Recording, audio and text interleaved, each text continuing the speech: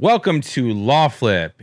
This week's episode, I'm joined by the lovely Ariane Tabibian. We discuss, Amazon, what they're doing with their employees, what they're not letting them say, Mark Zuckerberg being the sultan of something or some weird ass shit that he's not letting people, that he's crushing people in the workplace, Elon Musk joining Twitter, Alex Jones being a piece of garbage as he always is, guns in the courtroom, student loans, and Chernobyl. And if you haven't already and you're a lawyer or you know a lawyer, get on that app called LawFlip. It's www.lawflip.com. Sign up. You'll get cases. You'll give cases. Do it. It's required. You need to do it. Get your lawyers on there. Let's get into the episode. Law flip, objection, your honor. Turn the game upside down. Law flip, objection, your honor. Turn the game upside down. Hey! Hey! Welcome to Law Flip. Ariane, how are you doing today? It's another phenomenal day. I had therapy this morning. It was great. Yeah, I have it later. It was amazing. I enjoyed myself. That's actually good. We film on Wednesdays. You have your therapy. I have my therapy after. It's good. It's phenomenal. It's good. I was driving here and I was thinking about how, I know that even though I go to therapy, I have a level of unconsciousness about me. Do you know what I mean by that or no? I don't. Please elaborate. So, a good example is I was in an office a couple weeks ago working, and I walked into the office, and I saw that the door was already open, and my friend who I work with wasn't there. And so it didn't make sense that the door was open, but I sat down and I moved on with my day. Okay. Okay. So then what happens is he calls me an hour later. He's like, hey, did you notice what's going on? And I was like, what? He's like, oh, there's a huge leak in the office. And I go and I look, and there's literally leaking everywhere in the office. And I didn't think to say, wait a second, the door's open.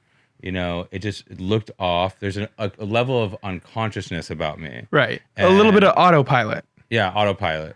Part of it is that I'm doing so many different things. Part of it is I just have that issue. Probably it was to deal with trauma. Who knows what it is, right? So I was thinking about how everybody talks about homelessness all the time, right? In LA, and it's so obvious. But because I'm unconscious and because I use Waze to go everywhere, I don't really feel it. Do you are you when you're driving around and you see these homeless people, or you don't even it's not because I don't care. I feed I'm a great human being and I feed the homeless all the time, but I'm very conscious of the issue when I interact with homeless people, and I do everything I can to help them, and my kids are very into feeding the homeless and we do it all the time, but I'm not conscious of it as an active everyday thing when I'm driving and I see it. You think but it's more of you're just in your zone, you're doing your thing, so you don't really notice. What do you think though, just about the general state of LA? For anybody who's not in LA, they're confused by it. It's hard, because it's on one hand, it's I'm a lib, I believe in liberal things, and then you want to recognize issues. And it's so hard because you open that door and you're yeah, there is a real homelessness problem in Los Angeles. Yeah. And then these Republicans jump on you. Right. And they're yeah, you see Garcetti, Newsom, fuck you guys. The libs are destroying the country. I mean, I saw in kind of the Fairfax area. I saw a McMansion yesterday. How they built all the McMansions, and it's kind of that the colonial style houses, the 3,000 to 4,000 square foot houses that are white and the new style houses in the past 10 years. I see a house that has to be $4 million, right? $4 or $5 million, right? And there's literally an encampment outside of the house. Yeah, and just that's got to be frustrating. You work your ass off and you have that house and you have an encampment. It's a tough issue, right?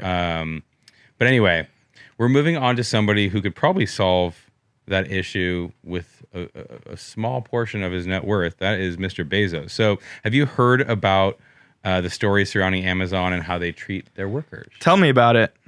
Well, I think it's pretty obvious. I mean, Amazon is known for having like a no thrills environment. They had an expose, I think like it was in 2015 or so in the New York Times or somewhere, saying that it was one of the worst places to work. They're brutal. They don't have any sort of was to work. Well, at that point.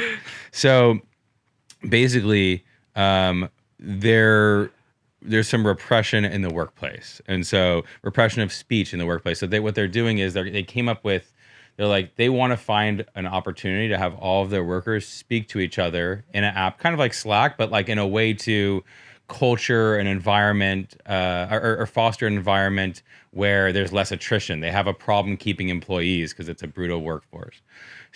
So they created this app to let people communicate with each other and give each other. But the app hasn't been released yet. They started developing. They're developing an app, right? Sure. But there was an article basically pointing out that in that app, you are not going to be able to say several words, including prison, slave labor, plantation, unions, restrooms, presumably related to like these reports of Amazon employees relieving themselves with bottles. You can't say diversity. You can't say injustice. Right. Can't say pay raise. This is concerning. Why? This is concern. You can't say this is concerning. Oh, you can't say. You can't say this is concerning. What? That's amazing. What? I mean, I get that they're worried about, look, they just had the recent union. They just unionized in New York. Staten Island, right? In Staten Island. And so I get they don't really want their employees. They want to it's a quandary. On the one hand, they want to foster an environment where their employees stop leaving. And on the other hand, they don't want them to get too cozy, too comfortable, and have too many rights. So what do you think? I think it's fucked. I think it's absolutely fucked. First of all, a big round of applause to those people in Staten Island who finally unionized. It's a tough word. It is a tough word. It's a challenge to with like the union busting that Amazon invests in so hardcore, like mandatory meetings that you have to pull up to and like be told like how unionizing is terrible and all of that. It's an incredibly impressive feat that like this is done, and I think it'll open the door to other fulfillment centers and other Amazon workplaces unionizing. I totally see in the next 10 years seeing like a very big coalition of Amazon unions. Speaking of horrible employers, Ariane, are you still on Facebook? I am still on Facebook. So I'm on it, but I don't no longer have it on my phone. It was a matter of like, this is so ridiculous. Like it was a matter of password stuff. And I basically didn't have the password on my phone. I had it on my computer. So I only look at it on my work computer. But that's let me ask you, how are you keeping track of your passwords? So I know for me, like I got my like Apple keychain passwords. For me. I got the Chrome passwords, and I like used to have a 1Password. Yeah. So where are you? I have 1Password. I've had it for 3-4 years. The problem is that I'm having right now. I only have it on my. It's like everything's backwards. I have the access to it on my phone. I cannot get onto it on my computer. I've written back and forth with them. I've sent them Loom videos showing the issues. Every 2 days, they'll like throw me a little carrot and say like, okay, well, try this, because they have these master passwords and all this stuff. So that's where I'm at. I don't have access to it on my computer, but I have certain things that I'm signed into on my computer and certain things I'm signed into on my phone. Right. And every time I need to sign into something on my computer, because I don't have access to 1Password, I have to text myself.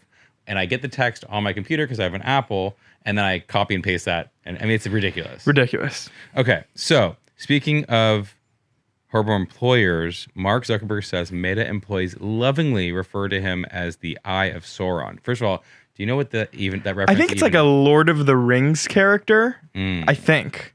Yeah, I'm not a dork, so I don't do Lord of the Rings. But they basically have disdain. What happens is he describes himself as somebody who, like, when he has his energy set on something and a team is anywhere near him, so like a communications team or any sort of team is like near him, he is going to basically crush them. And I know what that's like.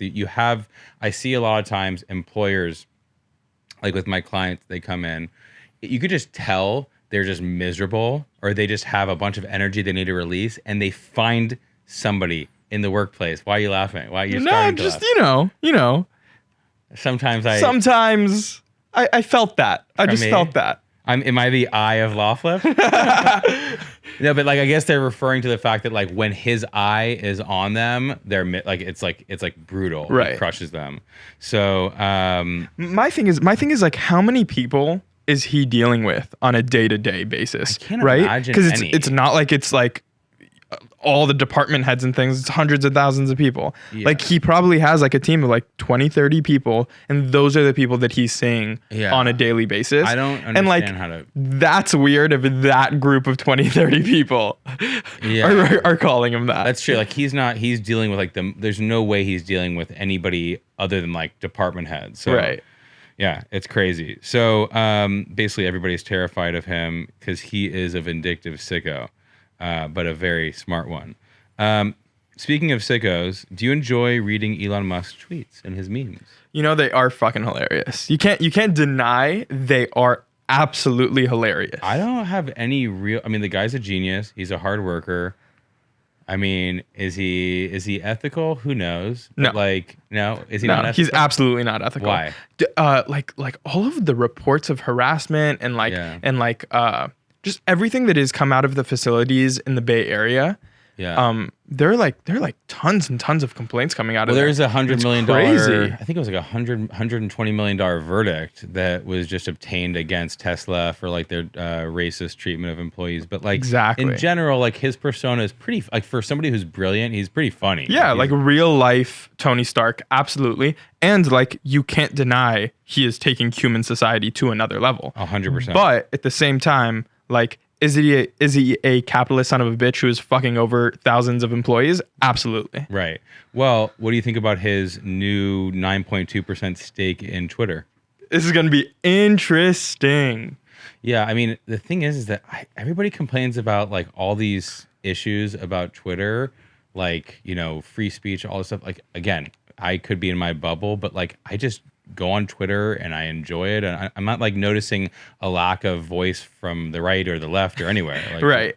Do you? Do you No, notice? Like, no. I see a healthy amount of misinformation every Everywhere. time I get on Twitter. It's still rampant. So I think they're good. I think the thing that I was really interested in was this edit button. Elon Musk puts out a poll saying like, do you guys want an edit why button? am I not? I don't like the idea of an edit button. What? I feel like you could do a postscript. Like you could say like maybe you can make a comment like, oh, I wish I would have said something. But like the idea of actually like change. I feel like tweets should be permanent.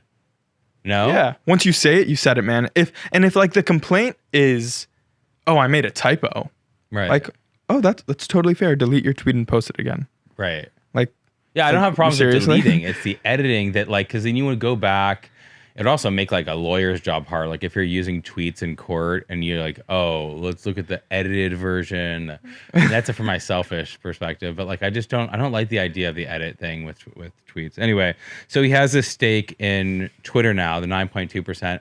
But he basically came, not just this stake, he's now on the board of directors and he's having these back and forth loving like bro tweets with the CEO.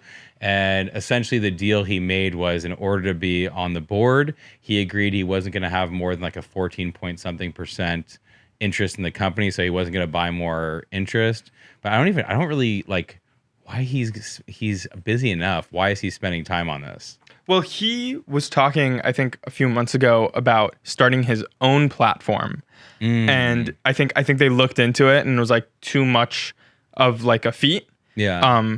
And so he's like, I'll buy Twitter. Yeah. And like on the 14 point whatever percent cap, like I totally see a world where 5-10 years from now, there is a restructuring of that agreement and he just wholesale buys the entire thing. Yeah, totally. Okay, on to like a true, like disgusting human being, slash some people would argue entertaining. Are we talking about you? Yeah. I don't think he's entertaining, but this guy, Alex Jones, he avoids jail. He's facing a $25,000 a day fine until he complies with the Sandy Hook testimony order. So what's happening is he has a defamation suit brought against him by the family members of the victims of Sandy Hook. Let me just add something real quick about the family members of Sandy Hook. Okay. They've built one of the most impressive coalitions and What's it called? Sandy Hook Promise, I think. Okay.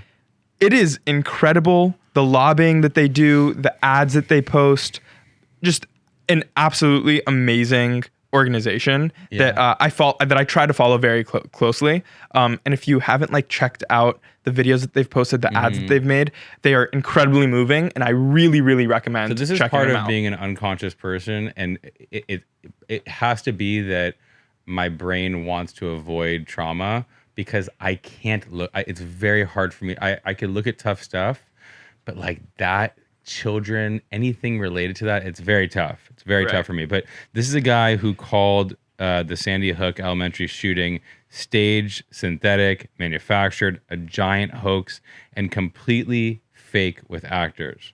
So this is a defamation suit that's still going on from the family members against him.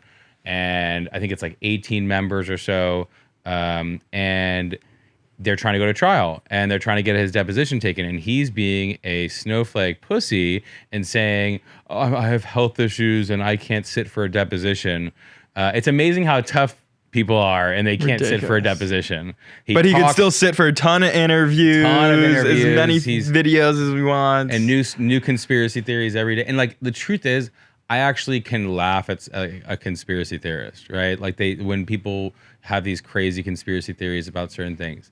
One thing I can't deal with is a conspiracy theory about Sandy Hook or kids dying. It's like, you have no freaking soul if you could literally try to profit and entertain off of kids getting killed in school.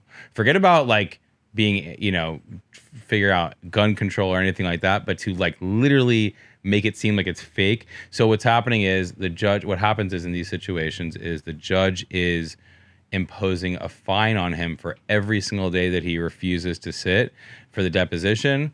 And there's now just like he potentially could be sent to prison if he doesn't sit. That's amazing. Yeah. God willing, he just rots there for the rest of his life. I would love to see him taken away in handcuffs. Okay, so now we are on to, this is amazing. Another courtroom, amazing story. So this Kentucky bill will allow attorneys to bring guns into courthouses. Arian, do you think I need to bring a gun into court with me? I think out of all the people in this world who should not be carrying a weapon, it's you.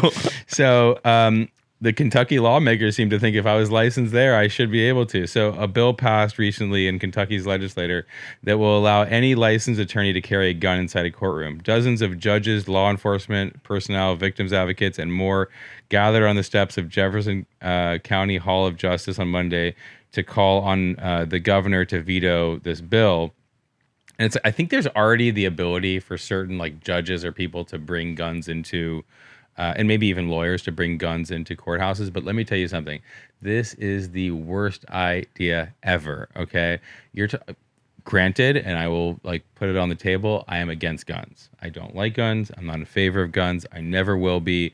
I don't see any value in them other than to like defend yourself if your government turns against you, and I don't see that happening. But it's possible, so sure, and then war, okay? But no, for the casual everyday person, I don't believe in them, and they're more often, used in a negative way than a positive way. And specifically about guns, lawyers, I don't know if people totally realize this. If you ever want to see the most toxic conversation other than between your family members, it's between lawyers. Okay, let me explain. When I first got out of law school, and I've controlled this a lot, I've totally shifted my personality and my vibe around this. But like when I got out of law school, the arguments that I would have with opposing counsel were so sickening. They were so repulsive. We would be cursing at each other. We would be making personal. How would it escalate? It would be like, you got to be kidding me. Your client can't seriously take the position. What do you... my client's crazy. Your client is a Catholic school that preaches one thing, but instead of preaching one thing, they let kids get bullied. Our kids you're a bully. You know what? I just saw on your website profile that you're da, da, da, da. You know what? You're ugly. Your nose is gross. I mean, you're a piece of shit. Da, da, da, da. That's how it goes. And just imagine Ridiculous. it going to the worst place possible, saying the most personal, outlandish stuff about each other. So the idea of having a gun in court, like when you talk and you see the attorneys in the hallways and you're talking shit to each other, it's a bad idea. Interesting. Yeah. I have a question. Do you think that situation, like the arguing stuff, was that by nature the industry? Was that just like your Yeah. greenness when you like first got into it? Like, what was it? Okay, so there are attorneys who are 70 years old, including people that I know very closely, that still do this stuff. They still get into these drag out fights. Okay, so it's part of the industry. It's an adversarial job. You are literally fight, like even in civil cases, forget about criminal where you're literally trying to take somebody's freedom away. Like here, we're trying. Like a lot of times, I'm taking money away from people. I'm going after people for money, and it's a sensitive subject. And it's just inherent that you're going to be in these adversarial, conflicting type discussions, and so it's that. But it's also the old school nature of it. These days, and the fact that like people didn't care about having like a balanced life and like getting worked up in the workplace. Now people are like, wait, why am I doing this? It's not even effective. If it was effective to be an asshole with opposing counsel or whatever, then sure, there's an argument for it. Right. So you don't see like 5-10 years from now that bad vibes would be cultivated like this. No, I think it's going to continue. Really? It's like, gonna do you think decrease. young people? No, it's going to decrease. Young people don't want to deal with this stuff. No, Right. Young people don't want to spend their days like swearing at opposing counsel. Right. It's just miserable. You can't do that and then like have a nice time at home and be like a nice chill dad and husband. Right. You just can't. You can't. If you're an asshole at work, you're gonna be an asshole at home. Yeah, it's just not. Yeah. So anyway, do you have unpaid student loans? I thankfully do not have any unpaid student loans as of now. Okay, well, if you did, you would be able to not pay those off until August. You want to know why? I would love to know why. Okay, well, the Biden administration plans to freeze federal student loan payments through August 31st, extending a moratorium that has allowed millions of Americans to postpone payments during the coronavirus. So basically what's happening is during the coronavirus, season, there was a halt to repaying student loans. And now the problem is, like, you don't want to be the president that like restarts the payments, right? So I think they're just kind of kicking it down the road, and I don't know. It's a tough one. Student loans are crippling.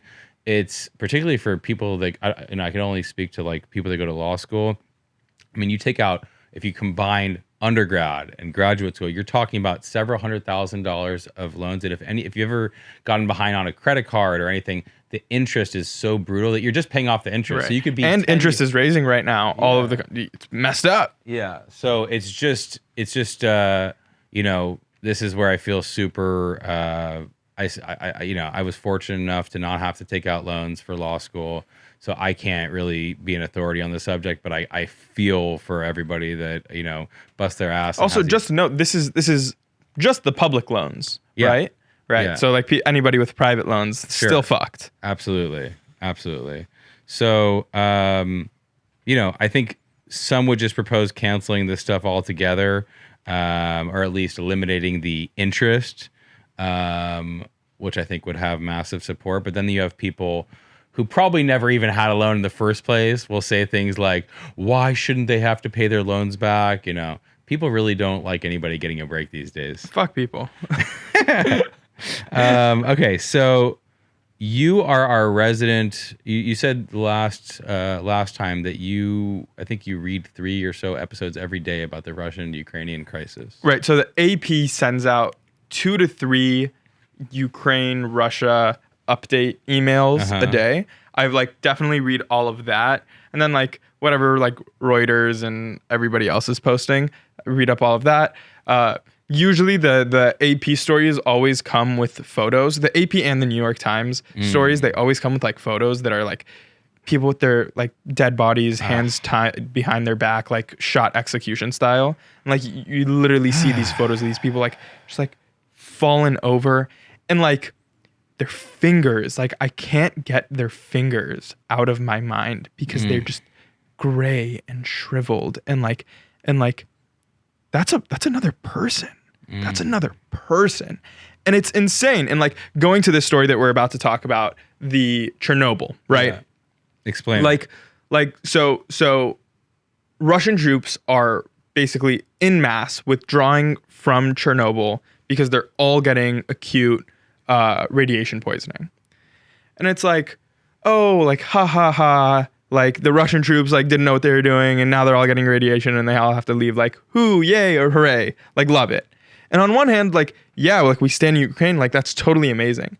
On the other hand, like those are people my age, you know, like a little younger, a little older, but like those are soldiers my age that are being lied to as well. They have no say in you know, getting out of this and thing. it's like crazy to me that people are celebrating that this is happening, and it's like I get that, I really do, but like there's also like such a human toll on that side as well, and like it needs to be recognized, you know. Yeah, I mean, obviously Putin's gonna spin it as somehow this will be the Ukrainians or the West's fault, but you know, it's just when is this thing gonna end? I mean, it can't go on forever. I think it could go on for a while. Yeah, and like there's stuff happening, like he's withdrawing out of certain parts, like it's looking like he's just trying to break the country in half. But I saw a picture of Zelensky like pre-war and post-war. It's like literally, it's like they always say, like, you know, the Obama photos. Yeah, the Obama photos, like Jesus, like in 50 days, this guy's like been through hell. It's just unbelievable. I could not imagine. Okay, we are moving on to legal tip. If you work from home in California and your employer is not giving you any sort of reimbursement or stipend for home utility use, personal cell phone use, anything of that kind, you are entitled to reimbursement. California law is very protective when it comes to employees and being reimbursed by the employer. Take advantage of it and make sure your employer pays you everything you're owed.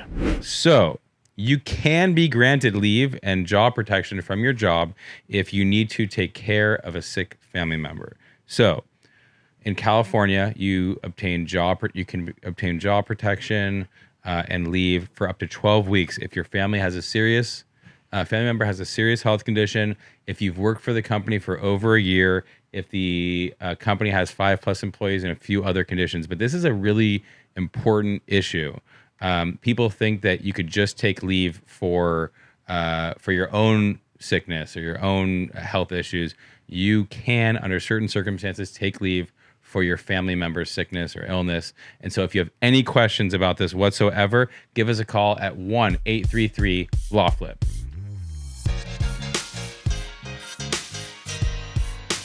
Okay, Ariane, it was wonderful speaking to you. Quite a pleasure, Benji. It was beautiful. I learned, I laughed, I loved, I was unconscious, you know, the whole thing. We will see you next time, LawFlip.